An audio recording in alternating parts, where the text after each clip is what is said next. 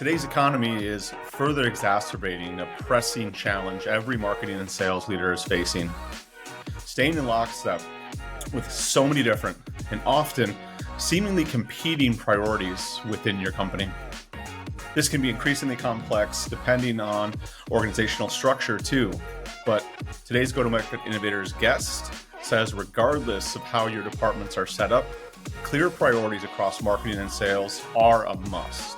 On today's episode, we'll discuss the strategies and tactics to help make this a reality, in addition to 3 key ways her marketing team is maximizing consideration for her sales org.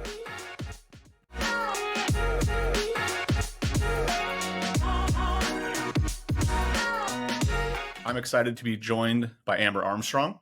She's an experienced technology CMO who currently leads marketing for a flagship Salesforce business, Sales Cloud.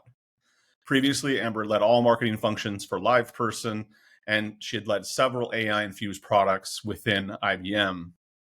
She's passionate about the application of art and science in marketing, and like me, is committed to cross-business alignment. Welcome, Amber. Thank you so much. Great to be here with you today, Mike. Yeah, I'm excited to dig in here because I know as we've gotten to know each other, as we've talked over the years, you have a wealth of experience and a track record of success that the CMOs and CROs who listen in will be able to learn a ton from. And I think in that career, you've really also experienced a lot of different organizational models that can give a bunch of insight into the different ways that sales and marketing alignment should play out. And so I'm very curious when you're thinking about the idea of promotion, right? You've lived in worlds where you have marketing and sales aligned on similar products, but also environments where you have a lot of sellers who are not dedicated to the product that you are tasked with kind of owning and driving demand in the marketplace for. So without question, we agree on the core here. Got to have shared priorities. But can you tell me, why do you feel this is so important? And how does this vary depending on how the rev org is set up for marketing to partner with them? Sure. Yeah, absolutely. I think it's so incredibly critical because there's this constant kind of miscommunication between sales and marketing. It's existed in every organization that I've been a part of. And the reason for that is not aligning upfront, right? Mm-hmm. And making sure that we're all on the same page of what our goals are and the responsibilities that we each have for driving those goals and those outcomes. So when I've been in organizations that are more directly aligned to, you have a set of products, you have a set of sellers that are aligned to those, I feel adamantly that taking an account-based marketing approach is a really successful way, not just to drive the outcomes, but to drive the alignment with the sales teams. So for example, when I've done this before, I've picked a set of accounts based off of data and pulling in all the best market insights, technographic, demographic information, shared that with our my sales peer, and they give me feedback on it based on what they actually know from customers and engaging. And then we go to the geographies and we get their feedback on it. And part of that feedback process is also aligning on the commitment that we're going to invest our joint marketing dollars. So sales and marketing, these are our dollars together. We're going to invest in these accounts. And these are the tactics we're going to execute against those. And it cuts down a lot on the one-off marketing requests that we get because we've agreed it up front that these are the accounts we're really going after. And this, particularly in a B2B environment. And we also are much better aligned on understanding how we see progress on those accounts as you go throughout the cycle. Now, it's different in a situation where you have a really robust product set and sellers that are expected to sell kind of all of that product set. In that situation, the marketing team really has to act in service, almost like an internal sales team, right? Really going out there and thinking about how do we get ahead of the opportunities that are going to come into our sellers? How do we make sure they always have the latest and greatest content How do we Mm. help them understand where are the opportunities to introduce add-on products or to progress customers through the funnel for various different solutions? Yeah. There's a couple things you said there that just jump out at me that I love, right? One, the accountability. I think you're demystifying the black box, right? And I feel like I can say this because I've been a marketer where I was, I was that person that unfortunately didn't explain enough about the what we are going to do to get to the outcome. And now being on the RevWork side, I've been a part of like the asking the why, like, hey, why are we doing this? And I love that you're driving that where you have that one-to-one relationship with sales leaders. Like, we're in this together. We're in the same boat working on these accounts, and I'm going to go about it in this way, and you're going to go about it in this way. Love that. The other part, like, because the challenge in the other model that you were just talking about, is if you don't have that one-to-one, like, how do you get their time? How do you get their mind share? How do you get them to prioritize the stuff that you're bringing across to them? I've always struggled with that. As G2, as we expanded the product portfolio, it was a struggle, right? Because you can't always be an expert in everything. And so I think your point is well said of like marketing being the one that really focuses on enablement, on having the right content, on making sure that people have the confidence to engage with the opportunities and consideration you're bringing their way makes a ton of sense. And always with the lens of how are you making it easier for the sellers, right? Mm, How are you reducing friction between them and the customers, right? That's the role of marketing, both on early stage before it ever even gets to the sales team and after the sales team is already engaged with the opportunity. yeah.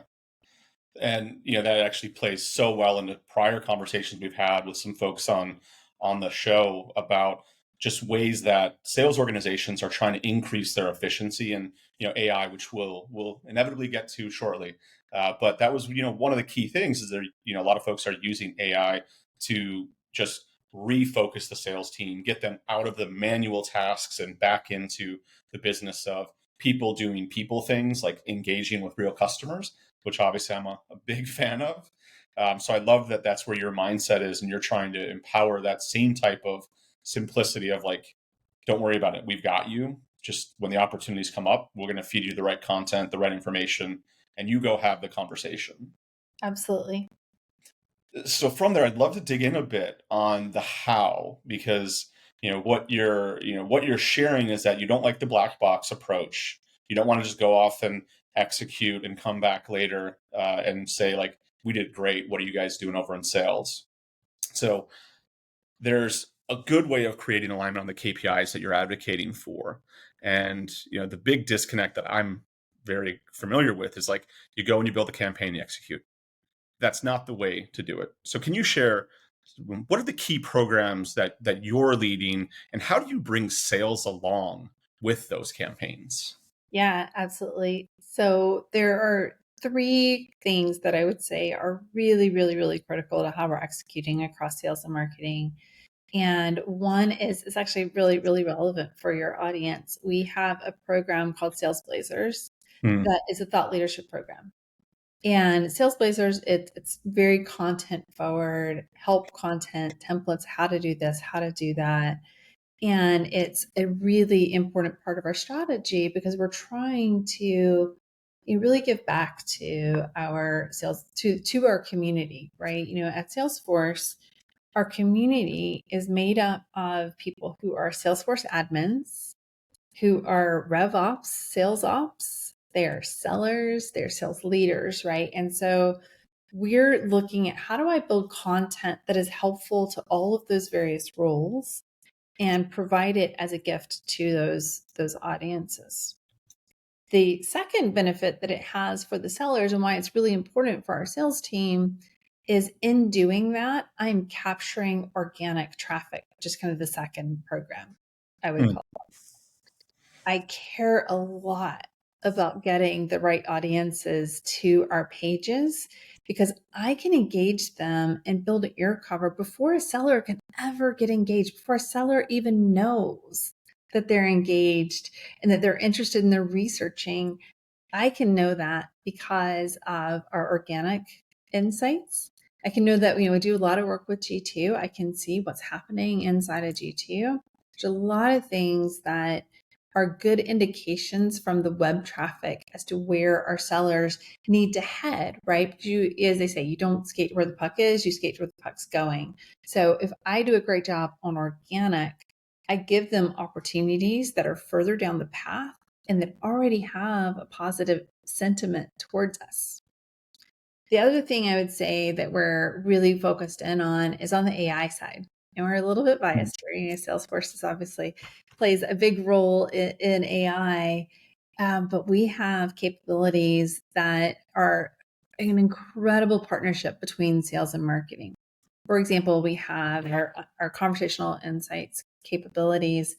I can go in and listen to all of the conversations that our sellers are having and be able to understand what's the sentiment again from our competitors, right? What do they think of our various competitors?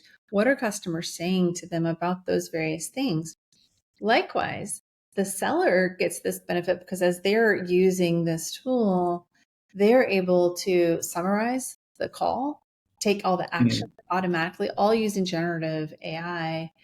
And it's incredibly powerful in helping sales and marketing to come together because we have the ability to understand the clients and our prospects and customers in the same way and to decide, how can I better support these sellers when they're hearing these objections? How can I give them the content that is going to help them best address those challenges? And we couldn't do that. There's no way I could have a set of marketers sitting on all of these various calls, right? But with AI, we're able to just apply incredible learnings that are really helpful for our sales team. Yeah.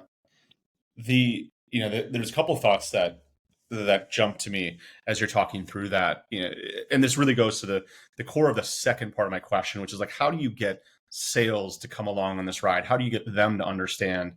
Again, with my RevOrg hat on, we can be myopic. Like, we've got to stay super focused to what's going on directly in front of us. And what you just painted the picture of is amazing goodness of like, we're going to help broadly build a community of all the folks that matter. And we're going to cultivate those relationships. And as a salesperson, I'm like, sounds like brandy, like that's fine, but like, I got to do stuff right now. I got to get value right now. So, to the idea of how do you bring sales along on this? How have you positioned your community, your organic traffic focus as like, this is the value for you? Here's how you should be taking action as we find all of this amazing opportunity to engage with people that are starting to show consideration for us. Yeah, absolutely. It's all about finding the things they can't see, right? So it's all about you. Yes, you keep focused on those clients sitting right in front of you right now. I'm going to get your next clients, right? I'm not looking often, and I look at the pipeline in two different ways. From a generation perspective, I'm thinking 1 or 2 quarters out at a minimum, right? Those are the opportunities that I'm trying to get to our sellers for the future. They don't need to care about them right now. They just need to know that they're going to come in and they're going to be well informed of our capabilities. And then I'm focused on inside of the quarter, fourth quarter is an important quarter for Salesforce as it is for most technology companies. Very focused on, okay, how do I help them close the deals that they have? How do I help them to progress those? How do I make sure they have all of the content that they need in that particular moment in time? So we don't try to get the sellers to be interested in things that aren't the thing they need to be in front of right then. We are very focused on, we help you in future quarters in this way, and we help you in current quarter in exactly this way. Yeah. And I think you've likened organic traffic to one of those like shorter term, right? It can be a blend, but you've definitely talked about it. And I think the operative word that keeps sticking with me that you always say is like, we're going to intercept, right? We're doing so much on organic traffic to intercept the people that are in market and make sure that your team is aware of them and give them context. Could you elaborate a little bit on, what you do from an organic perspective and, how you're connecting that to sales actions that could lead to a pipeline creation and deal in quarter? Sure. So on the Sales Blazer initiative that we talked about earlier, we're really focused there on making sure we are focused on the right keywords. So I Hmm. have an understanding of the keywords that my competitors are ranking on, and I am presently building content that will address those keywords in a way that's really helpful to the audience, but that also gives us an opportunity to position how we support those challenges. And so it's a lot of science and a little bit of art in that we are scientifically looking at all of the keywords. And then from the art perspective, we're telling the right story. We are positioning in a way that's helpful. And then, oh, by the way, here's what we do in this particular area. That's part of our Sales Blazer initiative. It's also a really important part of how we're thinking about from an organic perspective. So we're rewriting our websites to be much more detailed, much more focused on exactly what we do. And so that's Hmm. something we're working on at Salesforce right now. But then we're also thinking about what about the website that's not our website, right? And so I think GTO is a great example of that. And I like to say it's kind of our second website, and that I need people go there when they're researching accounts. And so I need that content to be up to date. And so we treat the recency of third party sites like G2 with the exact same rigor that we treat our own proprietary website. Hmm. Love that. So you're ultimately trying to really maximize the consideration, right? Like I think Salesforce, I really can't think of a company that does community as well as y'all do. And, just the focus on the disciplines and the specific types of teams. So that, the Sales Blazers, that is, kind of your baby. And then the broader Trailblazers program that garners 100,000 people to fly in for an event every year. It's insane, and it's just proof that everybody should be thinking about how to do community better, because I have to assume this is preventing them from talking to your competitors. Yeah. I think They there's, see you as a thought leader. and there's both our Sales Blazer and our Trailblazer community are built up to help our customers have great careers, Hmm. right? So there are about 9 million jobs in the Salesforce ecosystem across Wow. all of the various roles that interface with Salesforce. That's incredibly huge. And so it's our role and our responsibility to help them be successful in their careers. We've done that on the technical side, right? With awesome admin and a lot of the great kind of things we have through Trailhead. And what we're doing now is for the sales community, we're not trying to say, hey, seller, here are the best ways to use Sales Cloud, right? That there's lots of information on that. That's not my role.